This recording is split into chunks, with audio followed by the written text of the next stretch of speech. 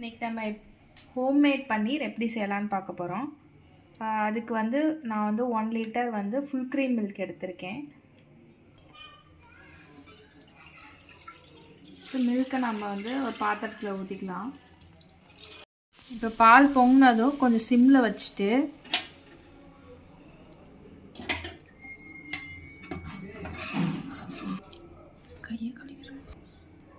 இப்போ நெக்ஸ்ட்டு பால் பொங்கி கொஞ்சம் சிம்மில் வச்சாச்சு.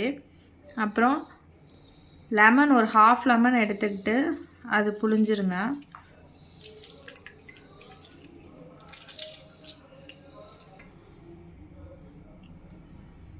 இப்போ இதை கொஞ்சம் கிண்டி விட்டே வருங்க.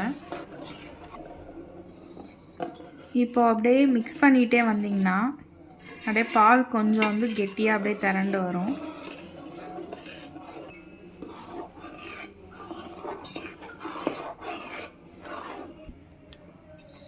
இப்போது இந்த பால் மிக்ஸ் பண்ணிகிட்டு இருக்கும்போது நமக்கு நல்லா திரண்டு வந்துடுச்சு, பன்னீர் வந்துடுச்சு. நெக்ஸ்ட்டு இதை வந்து ஒரு ஒயிட் கிளாத் வச்சு நம்ம ஃபில்ட்ரு பண்ணி எடுக்க போகிறோம். ஒரே நிமிஷம் விட்டு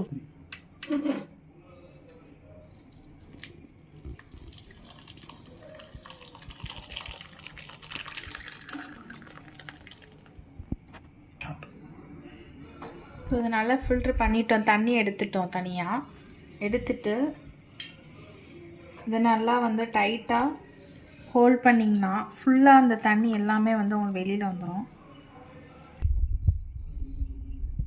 இப்போ நமக்கு வந்து பன்னீர் ரெடி ஆகிடுச்சு. இதை வந்து நீங்கள் ஃப்ரீசரில் வச்சு வச்சிங்கன்னா ஒரு ஷேப் கிடச்சிரும். க்யூபாக கூட நீங்கள் கட் பண்ணிக்கலாம்.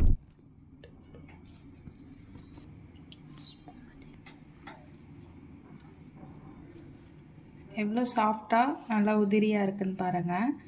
இதை நீங்கள் க்யூப் வைக்கணும்னா ஃப்ரீசரில் வச்சு க்யூபாக கட் பண்ணிக்கலாம். தேங்க்யூ.